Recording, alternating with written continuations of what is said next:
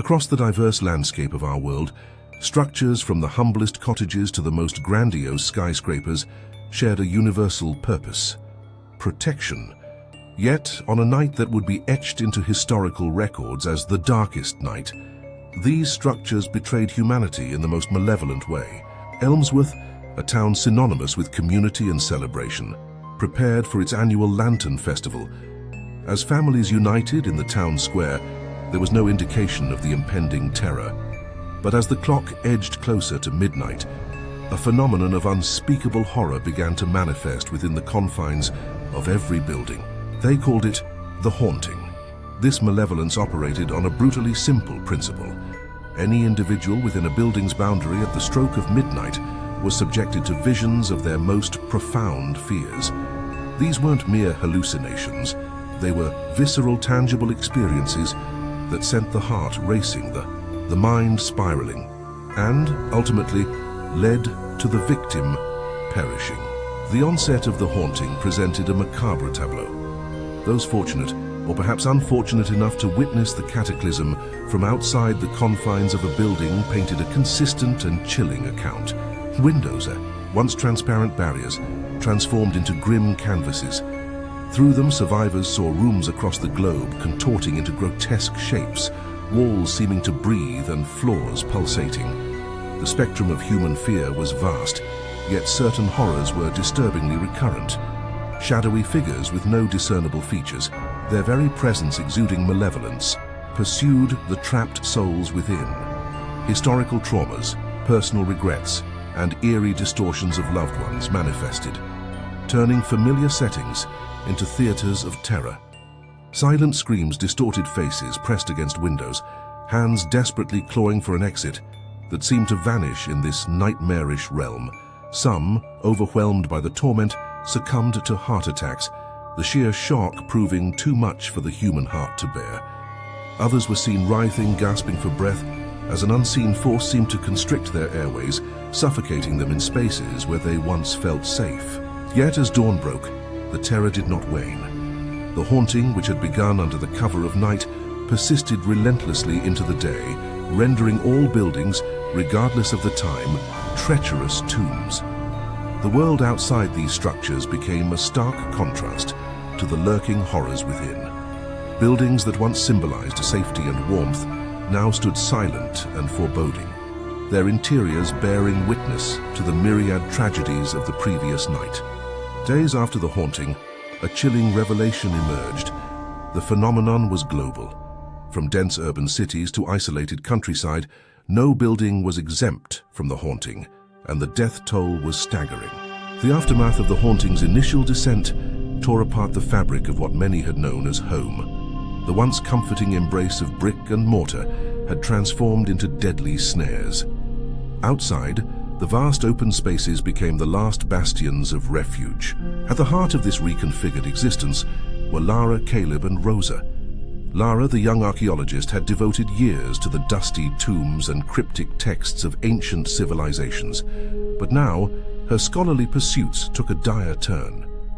The legends of Pandora's jar echoed louder in the wake of the haunting. She felt a pull towards it, an unshakable belief that this artifact concealed the answers the world desperately sought. Caleb, the librarian from a tranquil town, bore the haunting's scars deeper than most. The narratives he once recounted to his children, tales of valor, mythical creatures, and fabled treasures, had taken a hauntingly prophetic tone. As he wandered, he catalogued not books but methods of survival. The loss of his children to the haunting was a weight he carried, the pain sharpened by the knowledge that he couldn't save them when their home turned against them. Rosa, the skillful mechanic, found herself at an unprecedented crossroads.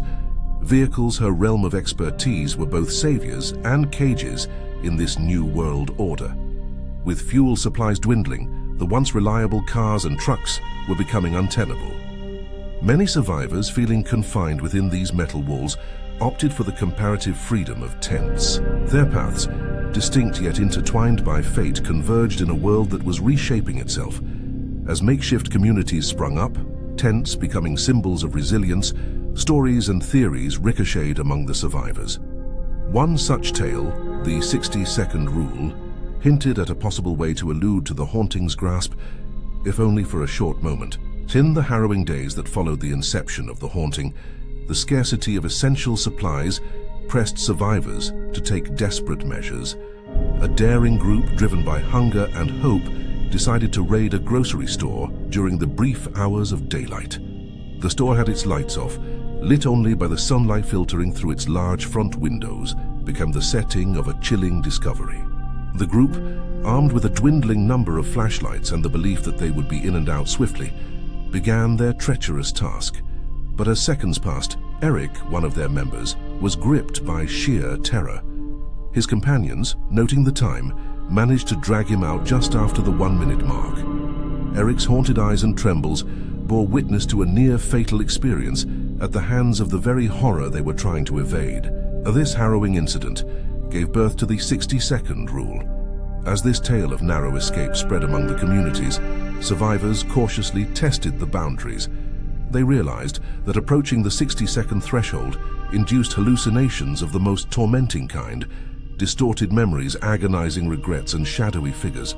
Crossing that minute, even by a mere second, meant full submersion into an ocean of paralyzing fear, culminating in a heart-stopping end. Navigating the haunting became a game of precision. Sunlight, an inconsistent ally, became the primary guide for these perilous forays.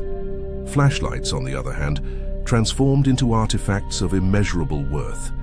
The juxtaposition of the necessity to venture into these shadowy structures and the omnipresent dread that lingered therein encapsulated the bleak new reality survivors grappled with. Every resource acquired was a testament to bravery, every second inside a dance with doom, and with the haunting perpetually lurking, the dance was treacherously short. Yet outside the relative safety of these tented communities, chaos reigned. War tribes saw the haunting's upheaval as an avenue to power, while the Reconstructionists, optimistic despite it all, endeavored to piece together a shattered world. Lara, Caleb, and Rosa navigated this terrain, each driven by their personal losses and the shared goal of understanding the haunting's enigma. In a world subsumed by eerie silence, broken only by whispered tales of horrors and hope, hunger became the great equalizer. Food supplies dwindled rapidly, and every passing day saw the lines between bravery and desperation blur further. Lara, with her deep understanding of ancient relics, began connecting fragments of knowledge. It was during one of these explorations that she stumbled upon murmurs linking the haunting to the myth of Pandora's jar. Rumors suggested that opening the jar had once unleashed all evils upon the world, sparing only hope. Was this haunting one such malevolence revisiting them? Lara became obsessed with unraveling this enigma. Caleb, the former librarian, struggled with the torturous memory of being unable to save his children. The haunting had taken them, and every waking moment was a battle between debilitating grief and the instinct to survive. Drawing from the countless tales he once catalogued, he now sought patterns and answers within them. He started documenting every observation, every tale, every strategy that surfaced amongst the survivors. This endeavor led him to meticulously plan supply raids, realizing the importance of coordinated efforts to mitigate risks. Rosa, on the other hand, focused on the immediate concern of mobility. With the world's power grid failing, daylight became a valuable commodity for supply runs. But the impermanence of tents and the confinement of vehicles posed a dichotomy. She started devising makeshift modifications to vehicles, trying to merge the security they offered with the freedom tents provided. As weeks progressed, a medley of survivalist groups formed. War tribes fueled by a brute force approach believed in raiding and dominance. Reconstructionists, meanwhile, believed in rebuilding society, drawing boundaries, and forming new rules. Encounters between such factions became frequent, sometimes leading to exchanges of knowledge and at other times to fierce conflicts. Their quest for sustenance soon became a game of strategy. The 60-second rule became the crux of every raid. As some survivors barely made it out, their haunted expressions became a jarring reminder of the lurking peril. Others, less fortunate, were consumed by the haunting, their silent screams echoing in the memories of those who witnessed their final moments. Within a makeshift camp under the dim glow of a lantern, Lara, Caleb and Rosa huddled over a tattered town map. Lara pointed to a location, the Crossbridge Medical Center, a facility known for its expansive pharmaceutical supplies. "This place," she began, her voice low and deliberate, "is a gold mine. But with its intricate layout and numerous rooms, we need a foolproof plan." Caleb, drawing from his memory of the building's layout, remarked, "There are skylights in the main pharmacy area. If we go at noon, the sun will be directly above, granting us the best visibility." Rosa, always with a practical edge, added, "And I'll rig a pulley system. We can extract supplies and minimize our time inside, as long as one of us is on the roof to navigate it." She unveiled a contraption consisting of ropes, hooks, and a lightweight basket. The trio, leveraging the 60-second rule, decided on their roles. Caleb, with his knowledge of the facility, would guide Lara to the specific rooms using walkie-talkies. Rosa, atop the roof, would lower the pulley into rooms Lara indicated were safest. Their synchronized movements, honed by trust and practice, saw them moving with precision. On the day of the raid, the sun blazed in a clear sky, its rays filtering through the medical center's windows and skylights. Rosa, using makeshift grappling tools, ascended to the roof. Lara, stopwatch in hand, entered cautiously, her every step echoing in the haunting silence. Caleb, positioned outside, relayed directions. As minutes ticked by, the tension was palpable. Rosa's pulley system worked seamlessly, extracting antibiotics, bandages, and other essentials. But as Lara ventured deeper, she felt the cold, oppressive weight of the haunting, its shadowy tendrils threatening to engulf her. With seconds to spare, Lara made a dash for the exit, the haunting's chilling grip grazing her. Caleb, holding the door ajar, ushered her out, his relief evident. As they regrouped, their haul in tow, the trio couldn't help but feel a mix of triumph and trepidation. The world, while having accepted the tangible dread of the haunting, was unprepared for its newest evolution. Even as survivors celebrated small victories like their supply raids, whispers spread about a fresh terror. People began sleepwalking, drawn inexplicably towards haunted buildings. Daylight, once a minor solace, failed to prevent these trances. It was as though the very psyche of humanity was under siege. Lara was the first among the trio to notice the trend. In a neighboring camp, she observed a once vigilant mother in broad daylight, walking straight into a previously avoided structure, her eyes vacant. No shouts or restraints could deter her, and she was swiftly consumed by the haunting's fatal embrace. The camp was left in stunned silence, grappling with the horror of the unexplained. Rosa, tapping into her analytical side, hypothesized that the haunting was adapting, finding ways to permeate the barriers survivors had erected. "It wants more," she murmured. "It's targeting our subconscious. It's getting us in our sleep." Caleb feared that their dreams were being invaded, a paradise crafted to lure us towards doom. Acting on Rosa's theory, the trio decided to take precautions. They anchored sleepers with chains, ropes, and weights, hoping to counteract any sleepwalking tendencies. While the initial trials were successful, it was a sobering sight. Survivors, tethered like prisoners, yearning for a night of undisturbed rest. The weight of their chains mirrored the burden of their reality. Integrating their experiences, Caleb revisited tales from his librarian days, drawing parallels to the myth of Prometheus, the titan who brought fire to humanity. As they sat around their campfire, he recounted the tale, suggesting that perhaps the haunting was a punishment, not dissimilar to Prometheus's eternal torment. Rosa, her interest piqued, intertwined his thoughts with her own, suggesting a link to electricity and fire. "We're drawn to light, warmth," she mused. "Maybe, just maybe, this is the key." Weeks passed, and hope dwindled until one fateful day. In the remnants of a silent home's porch, Caleb stumbled upon an old tote bag. Among its contents, a mishmash of personal items, was a faded flyer that instantly caught his attention. The ancient design of a jar exquisitely adorned with gems and motifs dominated the paper. Bold text announced, "Pandora's Jar, the enigma of ancient myths, now on display." The location was unmistakable, the city's Grand Museum, Caleb's heart raced. This was a significant clue. He remembered the whispered legends of Pandora's jar and its connection to the haunting. Swiftly, he made his way back to the camp to share this discovery with Lara and Rosa. Lara's expression changed as she examined the flyer. "The museum," she murmured, memories of her past visits flashing before her eyes. The imposing architecture, vast halls, and artifacts that seemed to whisper tales from bygone eras. Rosa contemplated the challenge. The museum is massive. If it's under the haunting's grip, every second we spend inside counts against us. But with the power grid down, darkness will be our enemy.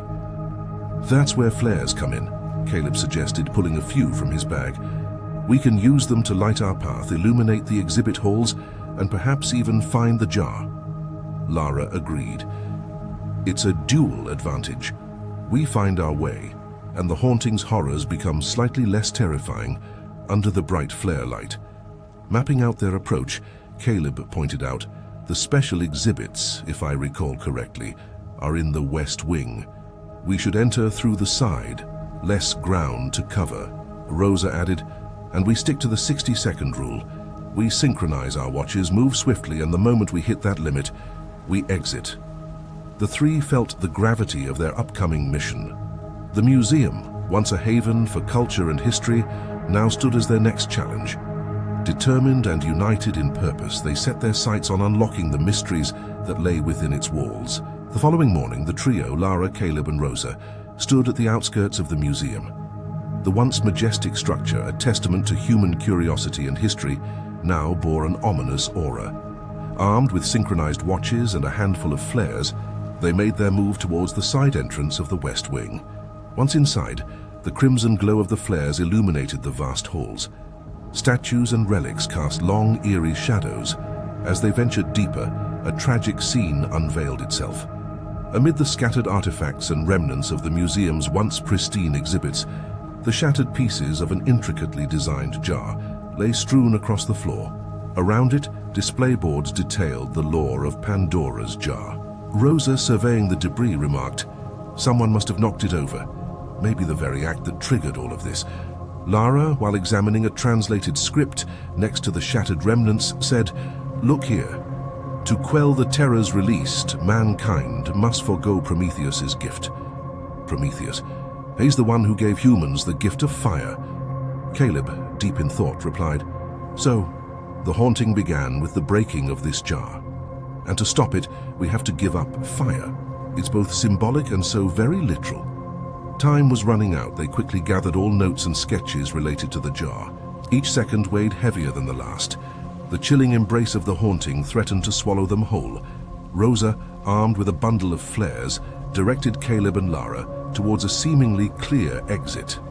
However, as they advanced, an unforeseen tremor, perhaps an aftershock of the haunting's inception, caused parts of the ceiling to crash down. Debris and thick dust split the trio. Lara, clutching the precious notes and sketches, found herself near an exit, her way lit by a stray flare's fleeting light. She glanced back, catching a final glimpse of Caleb and Rosa.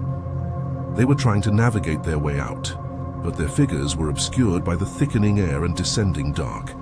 A heavy silence, punctuated only by the distant echoes of falling structures, settled in. Pushed by adrenaline and the weight of their mission, Lara forced herself outside, narrowly escaping the haunting's clutches.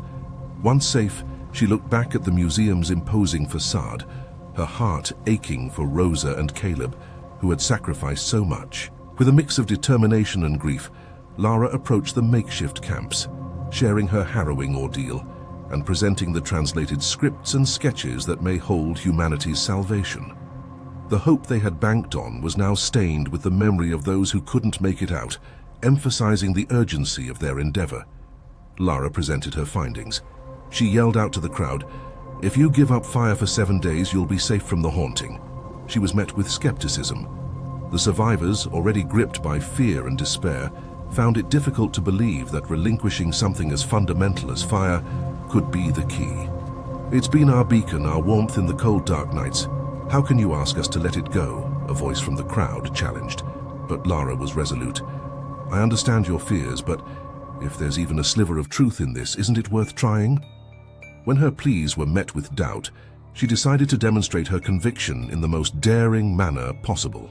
For a week, Lara distanced herself from any source of flame. For 7 days, she embraced the darkness and cold, wrapping herself in layers of clothing and blankets.